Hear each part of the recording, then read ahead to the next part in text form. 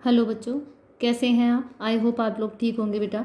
अभी तक हम बहुत सारी वीडियोस देख चुके हैं, लगभग हमने अपना पूरा सिलेबस कवर कर लिया है और कुछ हमने क्वेश्चंस, इंपॉर्टेंट क्वेश्चंस भी देखे हैं वीडियोस में। और आज भी हम कुछ चैप्टर 5 से कुछ इंपॉर्टेंट क्वेश्चंस लेके आए हैं कि आपको उसमें फाइंड आउट करना है कि अगर कोई तत्व आपको कोई तत्व दिया गया है तो आपको ये पहचानना है कि किस आवर्त में आता है या किस समूह में आता है, मतलब किस पीरियड में आएगा और किस ग्रुप में आएगा, ये हमें पहचानने के लिए अगर आता है तो हम उसको कैसे करेंगे। अभी तक अगर बेटा आपने मेरे चैनल को सब्सक्राइब नहीं किया तो आप नीचे दिए हुए लिंक पर क्लिक करके मेरे चैनल को सब्सक्राइब कर सकते हैं। और चलिए आज की बात करते हैं। तो चैप्टर 5 से है हमारा आज का टॉपिक।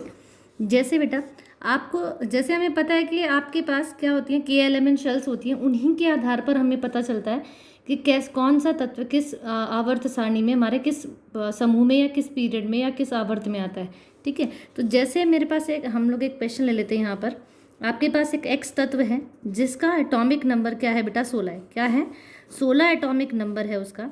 ठीक है, अगर 16 एटॉमिक नंबर है मतलब उसकी परमाणु संख्या अगर 16 है तो उसका इलेक्ट्रॉनिक विन्यास लिखेंगे।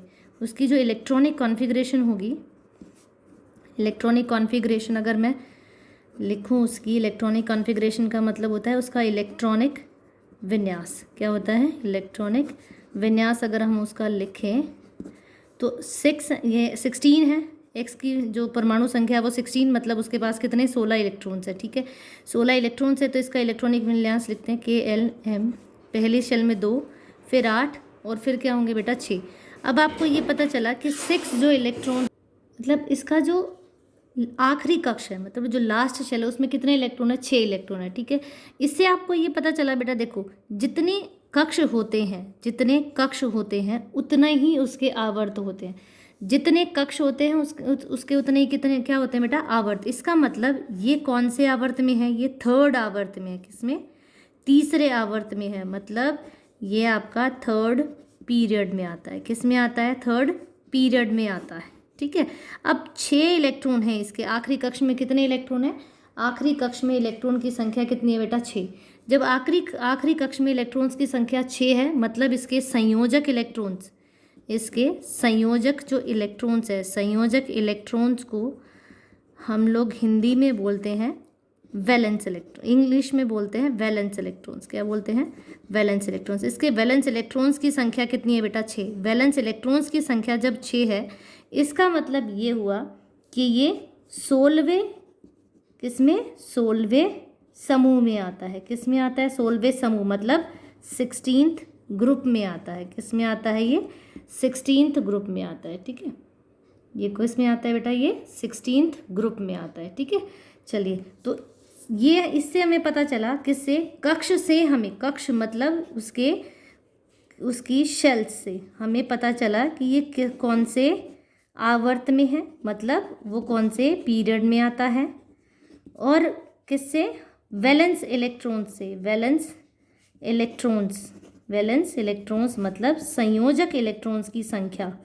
किससे? संयोजक इलेक्ट्रॉन्स की संख्या से हमें पता चला, संयोजक इलेक्ट्रॉन्स की संख्या से हमें क्या पता चला कि वो किस में है, कौन से समूह में है। समूह मतलब वो कौन से ग्रुप में आता है। ठीक है, एक और क्वेश्चन हम लोग यहाँ से लेते। देखो बेटा, इससे हमें पता चला कि अगर संयोजक इलेक्ट्रॉन 6 हैं तो वो 16वें ग्रुप में है। और कक्ष से हमें पता चल रहा है कि वो कौन से शेल में है। शेल मतलब कक्ष, मतलब शेल उसको हम इंग्लिश में बोलते हैं, वो कौन से आवर्त में है, मतलब पीरियड में है। और वैलेंस इलेक्ट्रॉन से हमें पता चला कि उसके संयोजक इलेक्ट्रॉन्स कितने हैं और वो किस समूह में आता है, मतलब किस ग्रुप में आता है। जैसे एक क्वेश्चन हम यहाँ पर ले लेते हैं, कोई एक्स एलिमेंट है, उसके पास कितने, हम लोग कहते हैं 7 उसकी परमाणु संख्या है, मतलब उसका एटॉमिक नंबर 7 है। उसका एटॉमिक नंबर क्या है? 7 है, मतलब उसकी परमाणु संख्या कितनी दी है हमने? वो हमने 7 दी है। कितनी दी है बेटा? 7 दी है। ठीक है, तो अब हम लिखते हैं 7 इलेक्ट्रॉन्स है इसके पास। इसका इलेक्ट्रॉनिक विन्यास हो जाएगा 2 और 5, मतलब कितने कक्ष हैं इसके पास? 2 कक्ष हैं। जब कक्ष की संख्या कितनी है? 2, इसका मतलब ये हुआ ये दूसरे आवर्त में आता है। किस में आता है? ये दूसरे आवर्त में आता है, मतलब ये 2nd पीरियड में आता है। किस में आता है? 2nd पीरियड में आता है। और इसके संयोजक इलेक्ट्रॉन्स कितने हैं बेटा? 5। तो संयोजक इलेक्ट्रॉन्स कितने हैं? मैं यहाँ लिख देती हूँ, संयोजक इलेक्ट्रॉन्स। यस, संयोजक इलेक्ट्रॉन्स कितने हैं इसके? मतलब वैलेंस इलेक्ट्रॉन्स, इंग्लिश में हम इन्हें कहते हैं वैलेंस इलेक्ट्रॉन्स। बिल्कुल, वैलेंस इलेक्ट्रॉन्स कितने हैं? 5। इसका मतलब ये 15वें संयोजक इलेक्ट्रॉन्स अगर इसके 5 हैं तो ये 15वें समूह में आता है। किस में आता है? 15वें समूह, मतलब 15th ग्रुप में आता है। किस में आता है? 15th ग्रुप में। तो इस प्रकार से आप किसी भी जो तत्व आपके पास दिया उसका ग्रुप और उसका पीरियड आप निकाल सकते हैं। ठीक है, जैसे एक क्वेश्चन और हम यहाँ ले लेते हैं इसी से रिलेटेड बेटा, कि अगर आपके पास एक क्वेश्चन और हम लोग यहाँ ले लेते हैं, एक क्वेश्चन और हम ले लेते हैं। जैसे कोई तत्व है, एलिमेंट हमारे पास x, जिसके इलेक्ट्रॉन्स की संख्या है कितनी? हम 13 ले लेते हैं। कितनी ले रहे हैं बेटा? 13 ले लेते हैं। बिल्कुल, पहले इसका इलेक्ट्रॉनिक विन्यास लिख लेंगे, 2, 8 और 3। कितना हो गया? 2, 8, 3। मतलब कितने कक्ष हैं? 1, 2, 3, 3 कक्ष हैं। 3 कक्ष हैं। इस 3 कक्ष मतलब 3 शेल्स हैं इसकी। तो इसका मतलब ये थर्ड पीरियड में आएगा। किस में आएगा? थर्ड पीरियड, मतलब ये तीसरे आवर्त में आएगा। किस में आएगा बेटा? ये तीसरे आवर्त में आएगा। 3 कक्ष हैं तो तीसरे आवर्त में आएगा। और इसके संयोजक इलेक्ट्रॉन्स, इसके संयोजक जो इलेक्ट्रॉन्स हैं, संयोजक इलेक्ट्रॉन्स की संख्या कितनी है? संयोजक इलेक्ट्रॉन्स को हम कहते हैं वैलेंस इलेक्ट्रॉन्स। क्या कहते हैं बेटा? Valence electrons. वो कितने हैं? 3 हैं। 3 मतलब वो 13वें समूह में आता है। किस में आता है? 13वें समूह, मतलब 13th किस में? ग्रुप में आएगा वो। ठीक है, आपको बस ये याद रखना है बेटा कि अगर एक संयोजक इलेक्ट्रॉन्स की संख्या, किसकी? संयोजक इलेक्ट्रॉन्स की संख्या अगर 1 है मतलब वो फर्स्ट ग्रुप है, मतलब वो पहला समूह है। ठीक है, अगर 2 है तो वो सेकंड समूह है, मतलब सेकंड ग्रुप है वो उसका। ठीक है, अगर संयोजक इलेक्ट्रॉन्स 3 है, ये ध्यान रखना है, अगर 3 है तो वो 13th समूह में है। किस में है?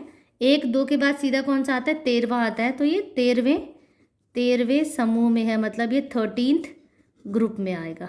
ठीक है, 4 है तो 14th मतलब 14वें, 5 है तो 15th मतलब 15वें, 6 है तो 16th मतलब 16वें, 7 है तो 17th मतलब 17वें, और 8 है तो 18th मतलब 18वें समूह में आएगा वो। ठीक है, 18वें समूह में आएगा। तो आपको बस ये याद रखना है कि अगर कक्ष की संख्या आपको मिल गई, कक्ष की संख्या से आप बता सकते हैं कि वो किस पीरियड में आएगा, मतलब किस आवर्त में आएगा। और अगर आपको संयोजक इलेक्ट्रॉन्स पता चल जाते हैं तो आप ये बता सकते हैं बेटा कि वो कौन से समूह में आएगा, किस ग्रुप में आएगा। तो इस प्रकार से आप किसी भी तत्व का समूह और उसका आवर्त, मतलब उसका पीरियड और उसके ग्रुप आप लोग ईजिली निकाल सकते हैं।